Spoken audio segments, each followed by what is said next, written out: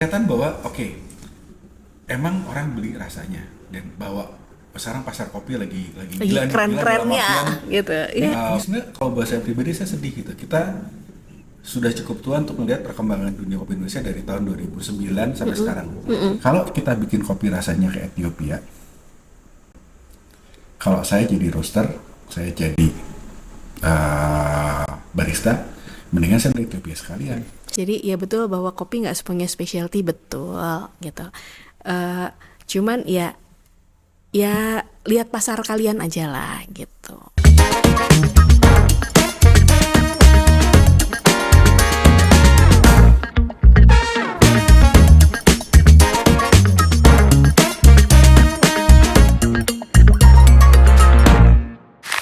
Halo teman-teman, kita ketemu lagi di rumah tangga kopi. Wih, habis gitu. Udah berapa gelas itu ceritanya? Masih ada. Oke, baik. Teh jahe buat orang tua bagus. Oh baik, jahe apa kardaman? Ya, teh gila. Ini di fase yang kalau udah minum nggak mau mikir. Selama itu spice, so it's spicy. Jadi teman-teman selamat datang lagi di rumah tangga kopi. Kita ngobrolin hal lain lagi. Sekarang kita ngomongin apa nih, Mia? Tadi kamu mau cerita apa? Oh iya, kan 5758 kan kemarin dapat kerjaan kurasi nih, ya cukup banyak. Gitu. Kurasi itu apa sih gitu? Saya tuh ngeliat banyak orang yang mikir kurasi itu cuma nilai cupping, cuma nilai uji cita rasa. Padahal nilai uji cita rasa itu cuma satu di antara beberapa uji yang ada untuk memperlihatkan kopinya bagus enggak. Gitu. Nah, emang seberapa penting sih nilai uji cita rasa? Penting, karena yang gimana pun juga yang dibeli sama pelanggan kan rasa ya. Orang kalau datang ke kedai kopi kan nggak pernah ditanya ada black bean-nya nggak, gradingnya gimana, moisture-nya berapa, nggak pernah kan. Mereka beli udah disangrai ini gitu. Cuma ketika kita punya roastery, kan kita belinya green bean ya, kita beli biji hijau. Nah, biji hijau ini akan berpengaruh terhadap kualitas rasa yang akan dijual nanti. Nah, masalahnya dari yang kemarin kita lihat dari kurasi bareng BI, kita ngeliat ada beberapa masalah nih yang muncul ya akhir-akhir ini 2 tahun terakhir nih. Iya. Jadi 2 tahun terakhir ini kita belajar soal beberapa masalah. Kita dibantu diperlihatkan bahwa betul kondisi alam Indonesia lagi nggak bagus. Di antaranya apa sih? Di antaranya kadar air. Tahun ini yang kadar airnya paling parah ya. Iya, tapi mungkin karena sekarang panennya juga lagi kurang bagus ya. Dan sekarang satu panennya kurang bagus, yang kedua orang berpikir karena standar yang dulu udah nggak dipakai lagi gitu ya. Jadi ya semua kopi ada marketnya gitu. Jadi ya kopi yang segini aja orang mau beli gitu. Jadi akhirnya balik lagi ke situ sih, itu jadi problem buat saya gitu. Tapi kan jadi masalah karena gimana pun juga sorry, kelihatan kan udah banyak minumnya. Kelihatan bahwa emang orang beli rasanya dan bahwa sekarang pasar kopi lagi Lagi gila nih, gila dalam keren-kerennya artian gitu.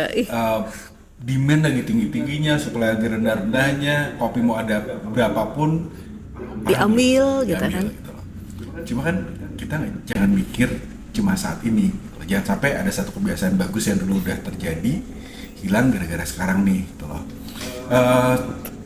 Kasus yang sering kita temuin selain kadar air, kita nemu banyak banget biji kopi yang kurang matang ya. Kita Iya. melihat kopi-kopi yang definisinya adalah sebagai immature.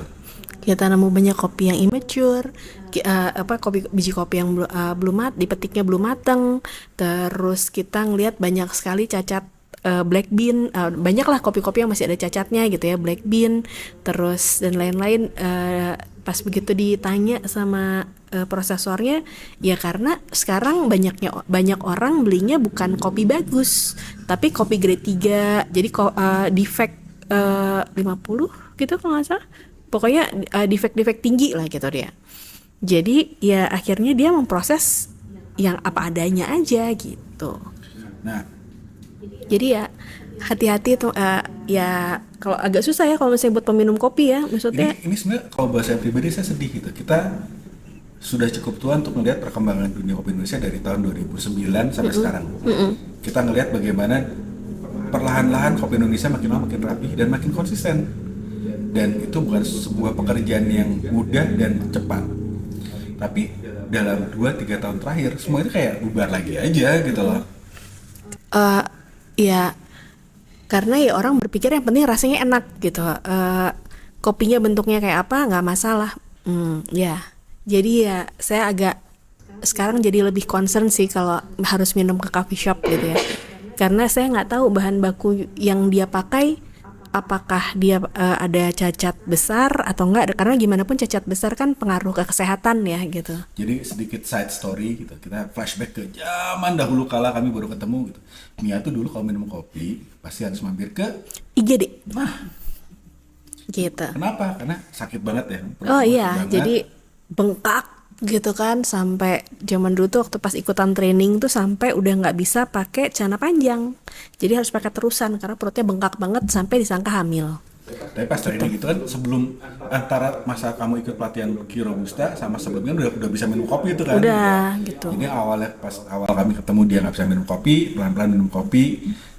Akhirnya kita menemukan bahwa kalau kopinya kualitasnya bagus, green bean-nya bagus, cacatnya minim, ternyata dia bisa mengendalikan dirinya. Iya gitu, perutnya nggak terlalu sakit nih. Tapi kalau udah yang kopinya kualitasnya gitu, jadi yang kurang oke gitu ya. Dan itu terjadi di pelatihan dia yang ikuti dulu kelas Ki Robusta pertama di Indonesia, kedua di dunia, Iya. dengan biji kopi yang Nojol bilang menjalik berantakan banget.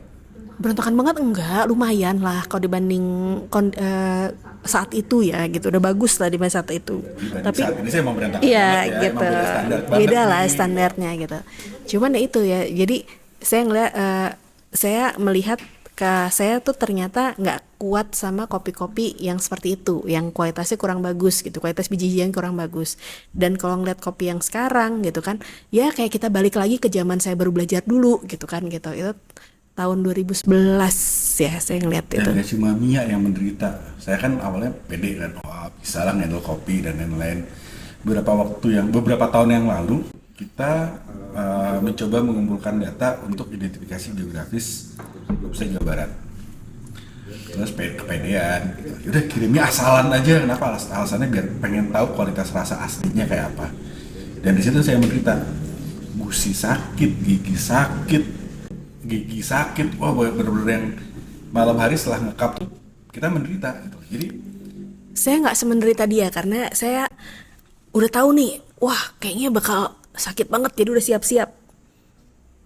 Tapi dia sampai sakit gigi, gusinya ngilu gitu. Kan gusinya ngilu. Itu kan ya namanya orang sakit gigi kan ya, teman-teman juga pasti bisa membayangkan ya kalau orang sakit gigi itu nggak enak banget gitu kan badannya gitu kan. Jadi Gitu. kami membuktikan secara pribadi bahwa cacat itu berdampak sama badan. Dan kami khawatir karena sekarang makin lama orang ya cacatnya makin banyak. Oke lah, dengan embel-embel pasca panen macam-macam gitu ya, kita mulai nyoba ngakalin nih. Kayak contohnya adalah yang sering kamu temuin 2 tahun terakhir adalah nyampur antara overripe sama unripe ya. Ya, gitu. Jadi kalau kita ngelihat dari sisi sortir biji hijau nih, kita ngelihat, wah, si kopinya nih ternyata apa ya? Kan kalau kita ngelihat dari teori pasca panen bisa nih kalau misalnya jumlah kopinya banyak gitu kan, ada kopi yang overripe yang hampir busuk gitu ya. Banyak dipanen, terus ada kopi yang muda yang banyak dipanen juga, kan nggak mungkin kopinya dibuang, berarti kan harus bisa diolah si kopi tersebut gitu kan. Gimana caranya? Biasanya dicampur.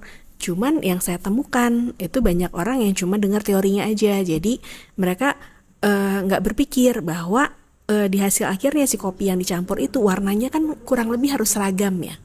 Jadi jangan sampai yang satu warnanya merah banget gitu ya, satu warnanya hijau banget, terus dicampur jadi satu sampel.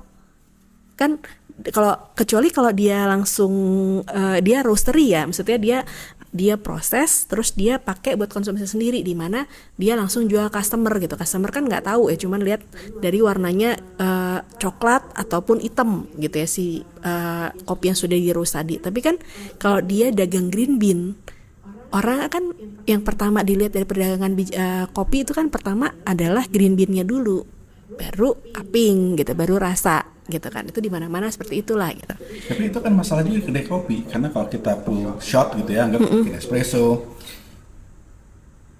campuran kayak gitu kan bikin hasilnya tidak konsisten. Karena kita nggak tahu nih dalam satu dalam satu basket 18 gram berapa persen yang immature, berapa persen yang overripe.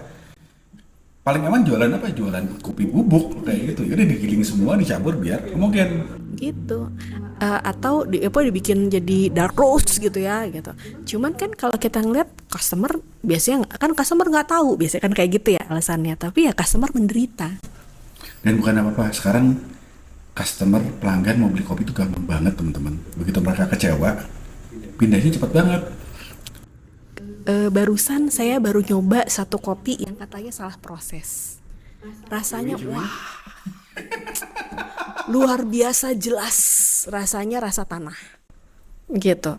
Jadi saya tadi share sama barista saya, dia juga kagum gitu betapa terasa tanahnya gitu ya gitu. Itu terus tapi kalau menurut prosesornya itu, biarpun si kopinya itu salah proses, kopinya tetap bisa dijual, dan malah ada orang yang nanya lagi, ini kopi yang ini masih ada nggak gitu. Jadi ya itu concern saya sih yang sekarang gitu. Konsep saya, kalau saya ada concern berikutnya nih. Sekarang kita dapat informasi gampang banget ya teman-teman ya. Dan akses terhadap data, akses terhadap ide itu mudah didapat. Nah, kadang yang jadi masalah adalah applicable nggak sih tempat kita. Nah, satu yang kemarin saya sempat khawatir adalah ketika yuk kita mulai mengambil ide dari prosesor di Brazil atau di Ethiopia dan lain-lain gitu ya, lewat pasca panen yang mereka lakukan. Ya mungkin saya udah tua nih, cuma saya mikirnya cuma satu hal.